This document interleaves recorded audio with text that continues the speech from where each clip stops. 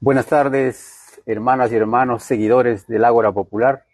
Tengan ustedes muy buenas y cordiales tardes. En esta ocasión tenemos la oportunidad de tener con nosotros a don Patricio Meribel, un valiente periodista que se atrevió a denunciar un complot orquestado por la CIA norteamericana con funcionarios del gobierno de Chile, con la finalidad de derrocar y asesinar al presidente de la hermana República del Ecuador, en ese entonces don Rafael Correa. Es importante, yo creo, conocer estos detalles porque en el contexto que está sucediendo en el Perú, a nosotros nos interesa porque al parecer se estaría repitiendo el mismo libreto. Dejo con ustedes a don Patricio, le doy el espacio que se presente, por favor. Buenas tardes y muchas gracias por aceptar esta invitación. No, gracias a ustedes por venir hasta acá, hasta Recoleta. Estamos en la Biblioteca Pedro Lemebel, un centro cultural abierto a la comunidad, abierto a la gente. Aquí la población migrante también es muy importante. Sí. La comunidad peruana, boliviana, ecuatoriana, siempre tienen un tema bastante relevante. Contarles que lo que hemos estado haciendo es periodismo de investigación. Usted me habla de un reportaje que hicimos hace muchos años atrás, donde efectivamente habían elementos de la PDI, de la Fiscalía, de la DEA, de la CIA y del gobierno de Piñera conspirando en contra del gobierno de Rafael Correa, que esto fue anterior a lo que fue el golpe de Estado en Bolivia en contra de Yanina Áñez, donde está demostrado que Piñera pasó armas y efectivos incluso policiales en forma clandestina para promover el golpe de Estado en Bolivia. Ahora, lo primero que me gustaría hacer antes de ahondar en la investigación es enviarle un saludo fraterno a todos los familiares de las víctimas de la dictadura Yanina Áñez en el Perú. Yo estuve en el Perú. Es Dina Boluarte en Perú. Dina Boluarte, usted tiene toda la razón, porque Yanina Áñez era Bolivia. Como estábamos hablando de Bolivia, me confundí. La usurpadora del poder, Dina Boluarte, tiene una semejanza bastante importante con Yanina Áñez, con lo que fue el proceso en Bolivia. Fíjate que allá actuó un policía, un jefe del ejército a través de la Central de Inteligencia Americana, que ahora está en Estados Unidos, para promover el golpe de Estado en Bolivia, y en Perú pasó algo que es muy extraño. Nosotros nos adelantamos al futuro, podemos decirlo de alguna forma. Fíjate que en Perú el presidente Pedro Castillo intenta disolver el Congreso, que era un pedido masivo de la gente. Yo estuve en Lima, estuve en Perú, pude estar en los momentos en que Pedro Castillo había ganado la elección y ya empezó el golpe de Estado en contra de Pedro Castillo desde que él ganó. Y hay que decirlo como tal. Desde que él ganó el poder y la elección, empezó una conspiración en su contra donde habían elementos de la Policía Nacional, donde habían militares que se conjugaron para derrocarlo. Cuando Pedro Castillo llama a disolver el Congreso, lo acusan de desobediencia. ¿Cuál es el término correcto que acusan a Pedro Castillo? Lo acusan de sublevación, no, complot, no, lo acusan de, no, tiene un nombre eso, lo acusan, digamos, de llamar a desconocer el poder de la Constitución. Claro, pero hay un término que también... Es un término, ¿no? Pero se me va, que no sé si no es desobediencia, se llama sublevación, bueno, ya nos vamos a acordar. Ese delito no se consuma, porque no se disuelve el Congreso, no se levantan los militares, no sucede nada. Lo que hizo Pedro Castillo fue un intento de disolver el Congreso, que era la solicitud de la gente. Y lo meten preso, con un delito que nunca llegó a cabo, si es que se hubiese comprobado. Lo tienen en prisión preventiva. Entonces lo que hacen es lawfare, en la práctica de la guerra judicial, en donde Pedro Castillo pierde su poder, pierde su presidencia, y se lo entregan a Dina Boluarte. Sobre la investigación de la CIA y la DEA, esto es muy antiguo, estimado colega. Ustedes recordarán que el primer golpe de Estado que da Estados Unidos en América Latina es contra Jacobo Arbenz, por allá, por las primeras décadas del 1900. Jacobo Arbenz, si usted quiere que nos vengamos a la modernidad, está el golpe de Estado contra Manuel Zelaya, contra Fernando Lugo, contra Dilma Rousseff, contra Lula da Silva, contra Cristina Fernández, luego viene lo de Correa, lo de Bolivia, lo de Perú. Entonces, Estados Unidos tiene siempre metidas las manos en nuestro continente y en nuestros países. Es muy lamentable lo que está pasando en el Perú. La última información que yo tenía, que iban 69 muertos, asesinados en las manos de esta señora, de Dina Boluarte, que responde a los intereses de Estados Unidos. La embajadora salió rápidamente a felicitarla y demuestra que nuestros pueblos no tienen todavía autonomía y autodeterminación, que es algo básico para nuestras democracias. Claro, yo quiero ahondar un poco más en su investigación, luego vamos a tocar el tema de Perú, que don Patricio Meri es analista internacional y consultor también, creo, ¿no? Uh-huh. Entonces vamos a tocar ese tema, pero a mí me gustaría ahondar en los pormenores. ¿Cómo es lo que usted logra descubrir este complot para derrocar al presidente Correa? Porque se supone que algo similar habría pasado en el Perú, o estaría pasando, porque como usted acaba de reiterar, la señora Luisa Quena sale inmediatamente a reconocer a esta señora usurpadora, sabiendo que todo el proceso que le han hecho para encarcelar al presidente Castillo ha sido fuera de la ley, violando inclusive la propia constitución que la derecha peruana tanto defiende. Entonces me gustaría saber un poco los pormenores, cómo es que se involucra la CIA con el gobierno de Sebastián Piñera para derrocar al presidente Rafael Correa, y cómo es lo que usted logra anticiparse, porque prácticamente algunos dicen que usted prácticamente le salvó la vida a Rafael Correa.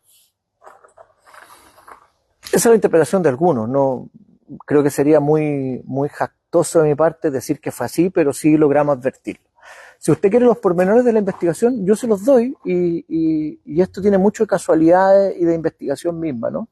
Nosotros conocemos a un ex comisario de la PDI, de la Policía de Investigaciones, que hace una denuncia por narcotráfico, en donde a él le llega información que desde Bolivia, el Perú, venía entrando un cargamento de cocaína muy grande. Entonces él denuncia a sus superiores y le dice: mire, tengo esta información, viene entrando un cargamento de cocaína. Los superiores le dicen: ok, vamos a preparar un operativo para que tú detengas a esta gente. Estamos hablando de muchos kilos y toneladas de cocaína que iba a ingresar a Chile. 300 kilos dice que ingresaba por... Y más. Y más. Que se iba a vender en el extranjero para utilizar ese dinero para desestabilizar al gobierno de Rafael Correa. Junto con eso ya había salido la denuncia del ex embajador en Uzbekistán del Reino Unido, Craig Murray, que había dicho que la CIA había incrementado su presupuesto para intentar desestabilizar a los gobiernos progresistas. Pero voy a la investigación. Entonces este policía honesto entrega la información a sus superiores le dicen: ok, vamos a actuar, y cuando van a actuar, minutos antes de actuar, le dicen: no hagan nada. Este señor, indignado, le termina tirando la placa en la cabeza a su superior, le dice: yo entré a la PDI para combatir la delincuencia, no para protegerla. Y queda una situación de tierra de nadie. No lo echan, no renuncia, pero el tipo queda indignado, porque imagínate que tú descubras un crimen, un delito gigante como tráfico de droga y no te permiten actuar. Toma la carpeta, este es un señor de centro derecha, de ideas de centro derecha, no piensen que es un militante izquierda, comunista, no, esto es una persona honesta que trabajaba en la PDI y que quería combatir el tráfico de droga y el delito. Junta una carpeta con todos los antecedentes que había de narcotráfico y contrata a un abogado de derecha, hay que decirlo así, el señor Aldo Duque, muy mediático, que usa un sombrero, ¿no? ¿Por qué te digo que es de derecha? Para que la gente no vaya a creer que esto es un complot, una confabulación de la izquierda internacional en contra de Piñera. Son datos objetivos, son hechos. Claro. Ellos se van a La Moneda, lo acompaña una diputada de derecha, Mónica Salaquet, a quien yo entrevisté y me confirmó la reunión. Y se reúnen con Rodrigo Hinspeter. Y le entregan la carpeta, le dicen: señor Hinspeter, aquí hay información de narcotráfico en donde la PDI no quiso actuar. Y Hinspeter le dice, este dato es muy importante, y Hinspeter le dice: yo en 4 días resuelvo este problema. En 4 días lo echaron a él. Echan al policía honesto. Al PDI. ¿Ah? Ese fue a resolver el problema. Entonces nuestras fuentes nos indican... Un momentito. Rodrigo Hinspeter es ministro... Era ministro del Interior del gobierno de Sebastián Piñera. Sí. Eso queríamos aclarar. Y después fue el ministro de Defensa. Ya. Ojo.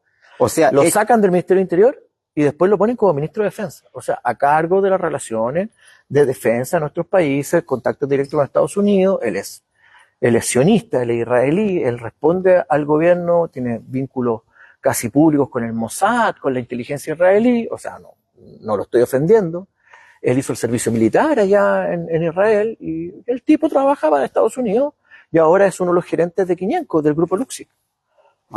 Gerente de... Y Luxic está vinculado a los casos de narcotráfico con el presidente y el expresidente de Paraguay. Ya, para no salir de contexto. Entonces echan al funcionario de la PDI. PDI, Policía de Investigaciones claro, de Chile. es Policía de Investigaciones de Chile.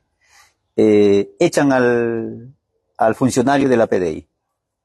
Y no hay ninguna investigación. Nada.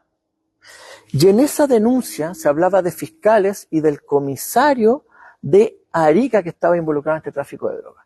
¿Por qué tapan todo? Porque este tráfico de drogas, al igual que el caso Irán-Contras, ustedes pueden buscarlo en internet, donde estaba el coronel Oliver North, donde se financiaba a través del narcotráfico y los dineros del narcotráfico a la contra nicaragüense, para pelear en contra de la revolución nicaragüense, se utilizaron dineros negros, dineros oscuros que no pasaban por el Congreso norteamericano. Si yo quiero hacer una operación de bandera negra, asesinar a un presidente, provocar un golpe de Estado, no voy a decirle al Congreso de los Estados Unidos, oiga, queremos hacer un golpe de Estado. Entonces, la CIA, lo hacía o lo hace, desconozco, buscaba financiamiento ilegal para sus operaciones de inteligencia. Y estas operaciones lo que buscaba era desestabilizar no solo a Rafael Correa, si nosotros lo dijimos, yo hice un calendario de desestabilización. Cuando digo yo, no soy yo, es un equipo. Claro. Dijimos, al primero que van a derrocar es a Rafael Correa. Al segundo va a ser Evo Morales. Van a ir por Perú. Van a ir por Brasil. Lo dijimos.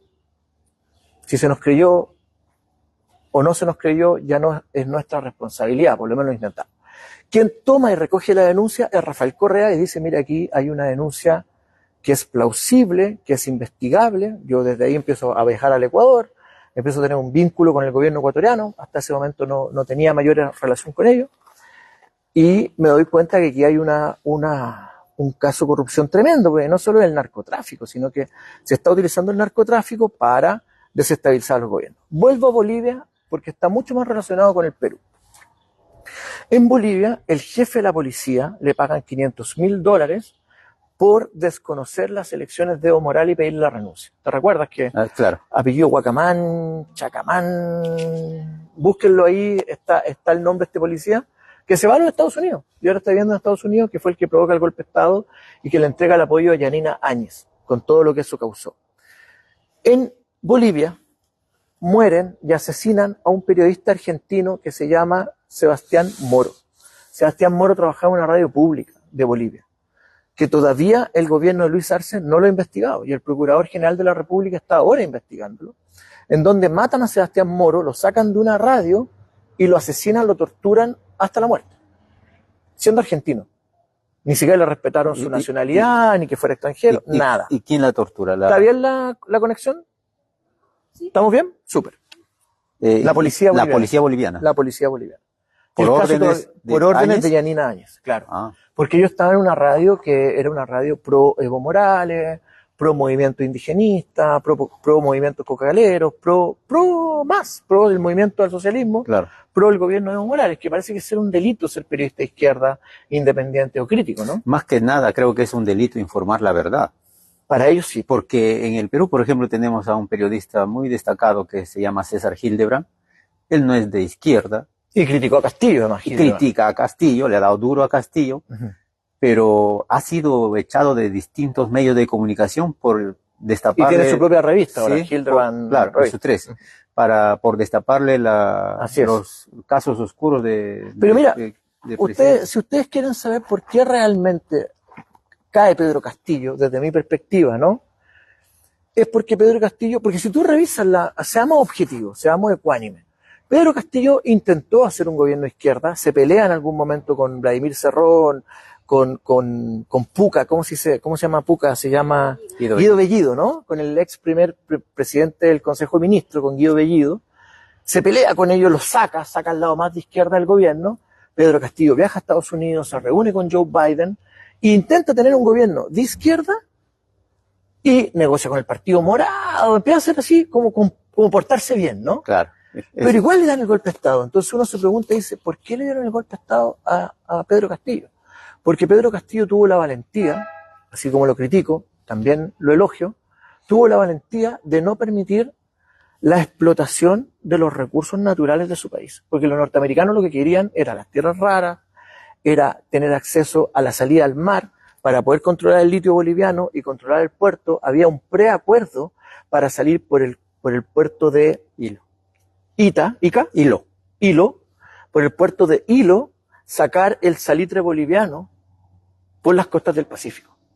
Entonces los norteamericanos le dan el golpe de Estado a Pedro Castillo para evitar que se pueda potenciar estas partes del cono sur donde hay litio, que tiene Bolivia, tiene Chile, tiene Argentina. Perú no tiene litio, por lo que sabemos, pero sí tiene la salida al mar. Y como los bolivianos están peleados con los, digámoslo al revés, como los chilenos le robaron el mar a los bolivianos no pueden salir al mar y no se lo han recuperado, y hay todo un problema ahí limítrofe, los bolivianos podían salir por Perú. Entonces le dan el golpe de Estado para evitar que Bolivia se industrialice, para evitar que Perú se industrialice y salgan del subdesarrollo. Nosotros somos países pobres.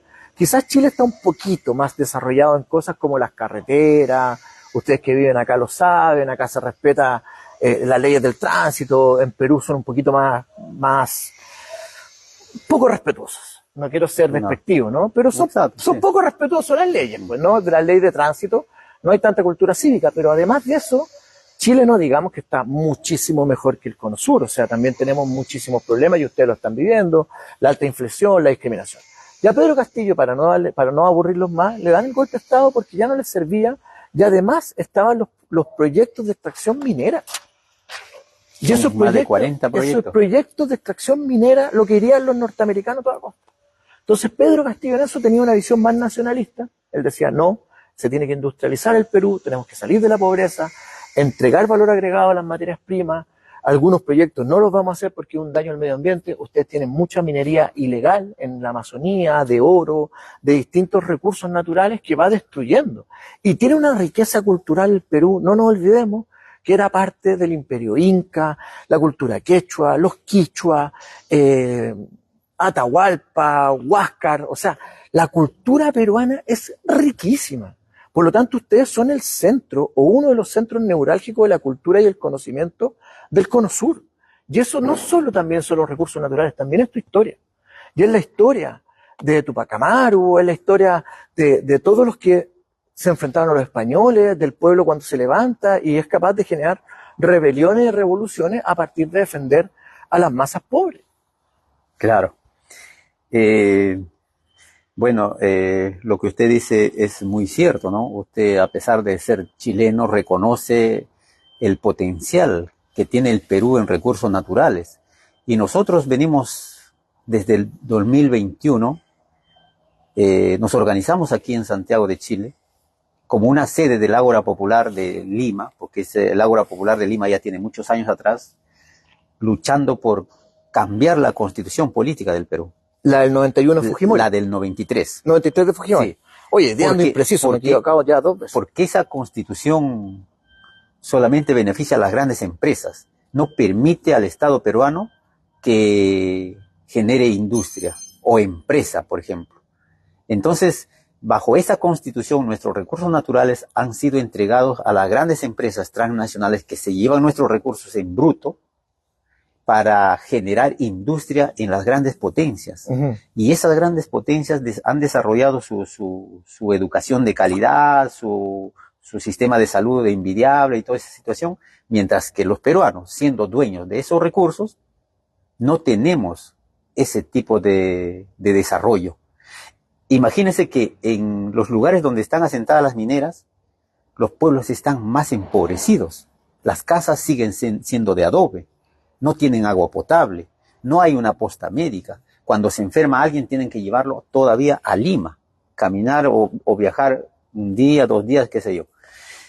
Bien, entonces en ese contexto quisiera también preguntarle si usted cree que la CIA ha tenido influencia,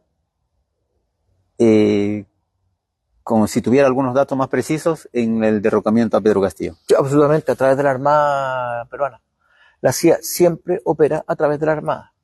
La Armada es... La Marina de Guerra. Lo que es la Armada nuestra, la Marina de Guerra de ustedes, que es lo mismo, es la punta de lanza de la Central de Inteligencia Americana. No son las policías son los perros chicos, son las mascotas, son los que tienen ahí para vigilar a los movimientos sindicales, a los grupos, pero los que tienen la capacidad operativa, logística, es la Armada. Por eso cuando Héctor Béjar, el canciller, dice que los golpes de Estado han sido financiados por la Central de Inteligencia Americana y las Armadas o la Marina de Guerra, causó un revuelo gigantesco que lo terminó costando el cargo en Perú. Le pidieron pero que lo sacaran. Entonces, busque usted los tweets y las declaraciones públicas de los excomandantes en jefe de las Fuerzas Armadas del Perú antes de que Pedro Castillo asumiera. Por eso te digo que Pedro Castillo sufre un golpe de Estado permanente. A Pedro Castillo no lo dejaron gobernar. Yo me acuerdo haber estado de nuevo me voy a equivocar, en la plaza San Martín. No, en la plaza Bolognesi. En Lima, Bolognesi.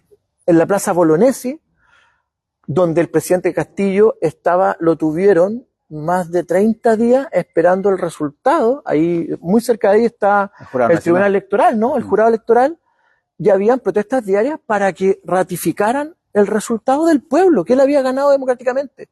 Dígame usted si eso no es un golpe de Estado. Dígame usted si eso no es una presión indebida a un presidente. Entonces, a Pedro Castillo no lo dejaron gobernar y la Central de Inteligencia Americana, usted me dice, ¿tiene pruebas de que articuló con un nombre, con alguna persona? Dese cuenta cuál fue el comportamiento que tuvo la embajadora, el embajador, que tuvieron las personas que participan de este imperio, que es el imperio norteamericano, con el gobierno de Dina Boluarte. El primer gobierno en salir a ratificar a Dina Boluarte es el imperio norteamericano. Imperio norteamericano que tiene, por ejemplo, a Cuba dentro de la lista de los países terroristas. Y Cuba nunca ha usado un arma nuclear. Estados Unidos usó 2 veces las armas nucleares y es el único país del mundo que ha utilizado armas nucleares en Hiroshima y Nagasaki. Ellos hacen las listas de los países terroristas y ellos, que son los principales terroristas del mundo, no lo han hecho. Para el Perú vive una situación muy grave.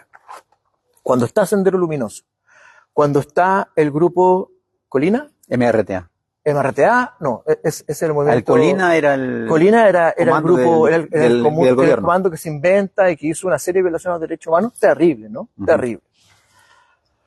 Se empiezan a organizar los campesinos en las rondas campesinas para defenderse tanto de la ultraderecha como de la ultraizquierda. Las rondas campesinas, desde ese movimiento nace Pedro Castillo, cajamarquino, pobre, indígena. Entonces el imperio norteamericano, a la oligarquía limeña, le molestó profundamente que un pobre llegara a la presidencia del Perú, que un descendiente indígena, que alguien del norte del Perú, que un cajamarquino, un chotano, como les dicen, ¿no? Así, despectivamente, estos chotanos. Se hablaba dentro del palacio de los chotanos, ¿no? Que estos chotanos llegaran al poder les molestaba. Entonces, uno al final, la reflexión, ¿no? Es, los pobres no podemos gobernar nuestros países. Ni siquiera es un tema de izquierda a derecha. Los pobres, los pueblos originarios no pueden gobernar nuestros países. ¿Por qué?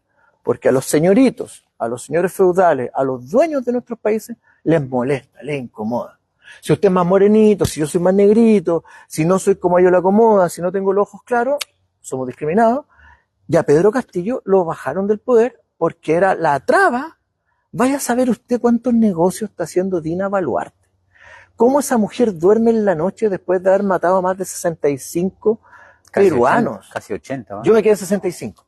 80 peruanos y peruanas que murieron por pedir democracia.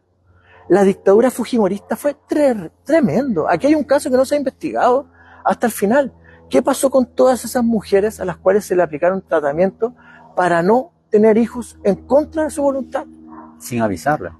Pero nada, o sea, pasando todos los protocolos médicos. ¿Qué pasó con los asesinatos de Fujimori y Vladimiro Montesinos? Y vamos a volver a Hinspeter para cerrar. O para ir cerrando si es que a ustedes les parece.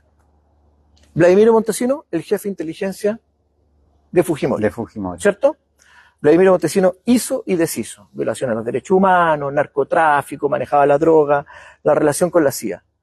¿A quién le entrega, de quién recibe Vladimiro Montesinos 5 millones de dólares para no cerrar las fábricas chilenas en Perú? De Lucis. ¿Y con quién trabaja Andrónico Luxi? Con Hinspeter. Con Rodrigo Hinspeter. Todo vuelve a Rodrigo Hinspeter. Entonces usted me pregunta, ¿tiene alguna prueba que la CIA participa o participó en el golpe de Estado en contra de Dina Boluarte? Yo le digo no, pero tampoco tengo dudas.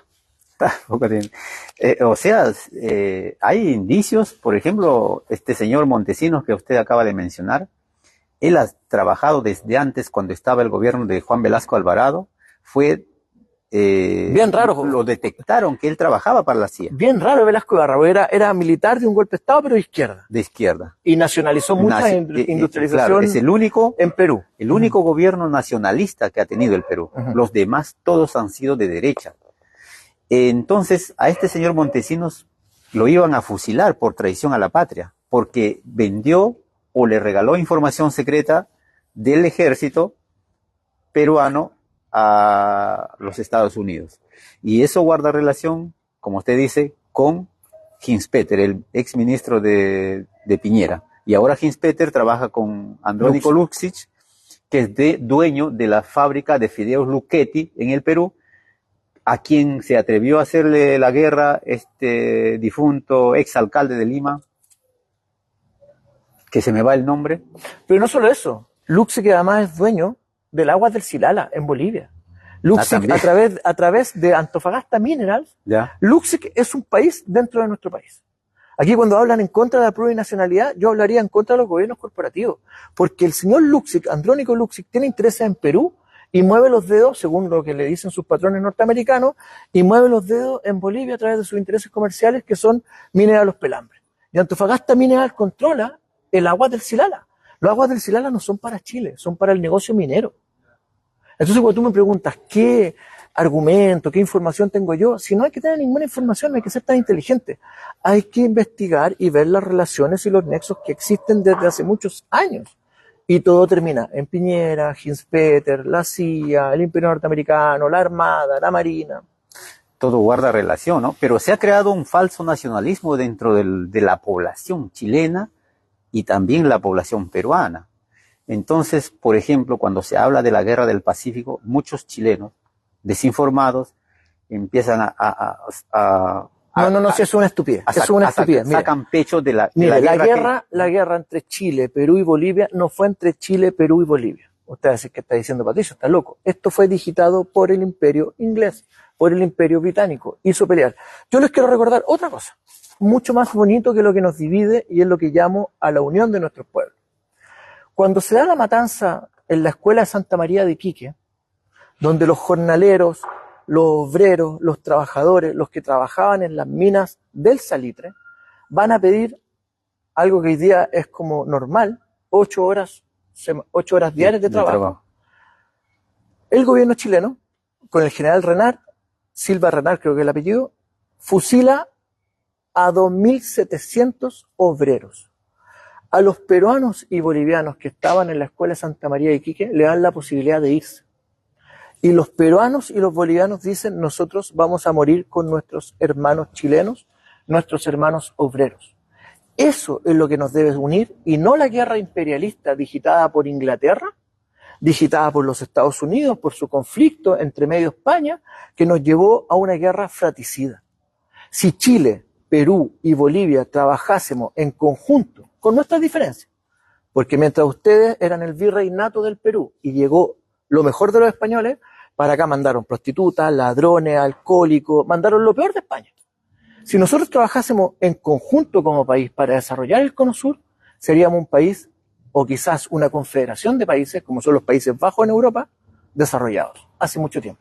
Pero eso es lo que no le interesa al imperio norteamericano. Por eso es que el imperio norteamericano empieza a mover sus redes para mantenernos siempre en esa división. Pero recuerde, por ejemplo, no sé si usted debe tener más conocimiento, esa época donde se debatía este conflicto en La Haya por el mar, mientras Piñera y Pedro Pablo Kuczynski formaban una empresa, Exalmar creo que se llama, que está en el norte. Lo negociaron. Lo negociaron. Sí, pues aquí en Chile decían, perdimos el juicio, no, si no perdimos nada, el que ganó fue Piñera. Piñera ganaba Chile, ganaba Piñera. Perdía Chile, ganaba Piñera. ¿Por qué? Porque Piñera con Pedro Pablo Kuczynski habían comprado la empresa Exalmar, tenían parte de la propiedad y el principal beneficiado no fueron ni los peruanos ni los chilenos. Los peruanos celebraron, y yo les pregunto, ¿qué celebraron? que ganaron un pedacito así de mar. ¿Ustedes usan ese mar? No, no lo usan ustedes. No. Lo usa Exalmar. ¿Y quién es el dueño de Exalmar? Pedro Pablo Kuczynski con Sebastián Piñera. ¿Quién ganó? Kuczynski y Piñera. Ganaron las oligarquías chilena y peruana y perdió el pueblo chileno y peruano. Pero a través de los medios salía Piñera a decir, no vamos a ceder ningún centímetro. O sea, como le digo, siempre resaltando ese falso nacionalismo que de repente muchos se llegan a asumir cuando en realidad no existe. Yo la verdad, más que creer en la nación, lo que creo es en la gran patria. En una patria libre, en una patria democrática, en una patria civilizada, en una patria de hermanos. En una patria donde peruanos, bolivianos, chilenos, paraguayos, argentinos, brasileños, todos los que somos parte de este gran Sudamérica, de lo que era Abya Yala, de lo que era este gran continente, seamos capaces de ponernos de acuerdo. Por eso que cuando llegan los gobiernos de derecha, destrozan Mercosur, destrozan UNASUR, destrozan todo lo que puedan destrozar que signifique la unión de nuestros países desde el punto de vista diplomático. Ustedes tienen todo el derecho a tener sus fronteras, tener su culturalidad, tienen raíces distintas a las nuestras, nosotros tenemos los mapuches, ustedes vienen con los incas. Eso nos fortifica, nos fortalece, nos nutre. Pero lo que hacen nuestras oligarquías es mantenernos divididos y enseñarte a ti y a mí que tú y yo somos enemigos cuando la verdad somos hermanos. Bien, para ir finalizando, creo que está con el tiempo, una apreciación de las últimas elecciones con referencia a elegir estos constitucionalistas que van a redactar la Constitución para Chile. No se va a redactar nada. Eso ya se redactó en un acuerdo político de los partidos donde se pusieron 12 normas, 12 márgenes que no permite cambiar nada y es la misma Constitución de Pinochet. Hoy día hay dos opciones. O usted vota por la Constitución de Kast, que es el neopinochetismo, o se queda con la Constitución de Pinochet. La tercera opción es que el pueblo siga luchando por tener una asamblea constituyente, que es lo mismo que están pidiendo los peruanos, para tener una constitución 100% democrática, escrita por el pueblo, para el pueblo y con el pueblo, que es lo que decían los griegos hace miles de años atrás y que acá todavía no somos capaces de implementarlo y tener democracia plena, donde usted pueda participar y no solo ser representado. Yo creo que la democracia burguesa representativa, en donde usted vota por alguien y aparece 4 o 8 años después y lo ve así de vez en cuando, hola diputado, ¿cómo está? Hola senador, está caduco, eso se murió. Lo que hay que buscar es una democracia participativa en donde nosotros tengamos la capacidad de ir mejorando las condiciones de nuestros países a través de la participación. Mira qué sencillo. Entonces los supuestos patriotas no quieren defender a la patria, no quieren mejorar los derechos sociales de las personas y quieren mantenernos a todos pobres. Salió una chica ahí, una coloradita, a decir, coloradita le dicen en Ecuador a las rubias, ¿no? Uh-huh. Salió a decir, ¿qué reclaman si ya habíamos ganado zapatos? ¿Ah? Hoy día el chileno tiene zapatos, puede usar zapatos. Eso les dio la Constitución de Pinochet. Esa mirada es la mirada del que era latifundista, del vasallaje, del que tenía inquilinos, del que tenía esclavos. Y nosotros no creemos en esa mirada, nosotros creemos que somos todos iguales en razón, que todos tenemos las mismas oportunidades y que el Estado tiene que garantizar ciertos beneficios, ciertos derechos, porque tiene que ser así, porque de otra forma lo que se genera es una competencia desigual en donde algunos tienen la suerte de nacer ricos y otros tienen la suerte o la mala suerte de nacer pobres y eso les determina su vida para siempre. Es muy difícil salir de la pobreza porque no hay condiciones habilitantes para salir de la pobreza, no hay oportunidades, no hay educación, no hay ese cambio cultural, de la hegemonía cultural dominante que te permita tener las condiciones habilitantes para salir de tu nivel de pobreza. ¿Y en qué cree que falló la izquierda? ¿Por qué se tuvo que perder? ¿Por qué terminaron ganando los que no querían cambio de constitución? Mira, creo que eso lo vamos a tener que dejar para un próximo programa, porque da para un análisis completo de la situación chilena y yo lamentablemente estoy un poquito justo con el tiempo porque tengo ya otra actividad que comienza en 10 minutos. Muy bien. Y les pido las disculpas al caso y agradezco la oportunidad porque la verdad que me entrevistan muy poco porque en Chile hay censura. En Chile hay censura, a nosotros nos persiguieron, yo tuve que salir prácticamente al exilio, tuve que vivir en Europa. ¿Fue encarcelado? Estuve con arresto domiciliario, 30 veces detenido. Tengo una historia. Pequeña. Bueno. Es que además cuando digo pequeña, ¿sabes por qué? Porque en Chile mataron periodistas por hacer lo mismo que yo. Entonces yo no puedo ser tan jactoso. Pero tengo entendido que a usted también le amenazaron. Sí, pero a mí me amenazaron nomás, pero sigo respirando. A los otros los mataron, y eso es gravísimo. O sea, a José Pepe Carrasco, que lo mataron en dictadura, lo mataron por hacer periodismo. Lo mataron por hacer periodismo. A los líderes medioambientales chilenos que han asesinado y que nadie ha investigado sus delitos. Entonces el hecho que yo esté vivo, que esté conversando con usted acá, es un milagro. Es una cosa que yo aprecio cada día, cada minuto, cada segundo. Quiero mandar un saludo a mis amigos de Cuba. Murió el comandante Antonio López, Tony López, que fue uno de los grandes comandantes de allá, que trabajó en el Departamento América de la Solidaridad del Partido Comunista Cubano. Falleció hace 2 días atrás, producto de un cáncer a sus 81 años, y él trabajó mucho por la solidaridad internacional, con la mirada de Martí, con la mirada de Fidel, y bueno, trabajemos todos juntos para tener países realmente autónomos y que podamos tomar nuestras propias decisiones sin la bota norteamericana pisándonos en la cabeza. Y en eso hay una tremenda oportunidad que lo podemos dejar para otro programa, que es cómo nos abrimos al mundo hacia la nueva multipolaridad con China, Rusia, India, Brasil, el BRICS, Brasil, Rusia, India, China, Sudáfrica y muchos otros países, India, que nos da mayores oportunidades que seguir amarrados al imperio norteamericano. Estamos en un momento crucial de la historia en donde por primera vez tenemos la opción, creo yo, de ganar, triunfar y poder desarrollar nuestros países. Muy bien, don Patricio, muchas gracias y esperemos una segunda oportunidad porque, como usted dice, hay un tema muy largo que tratar. Vamos a estar invitándolo, ojalá tenga esa facultad de aceptarnos la invitación. Por Encantado. Ahora, muchas gracias. Y un orgullo estar un aquí con abrazo. la huipala, que debería ser nuestra bandera, Sí, nuestra bandera en todas partes de América Latina. Claro, y trabajemos por la unidad de Latinoamérica, Así es. que es la hermandad de los países. Así es. Y de los pueblos. Listo. Muchas gracias. Un abrazo. Chao, cuídense.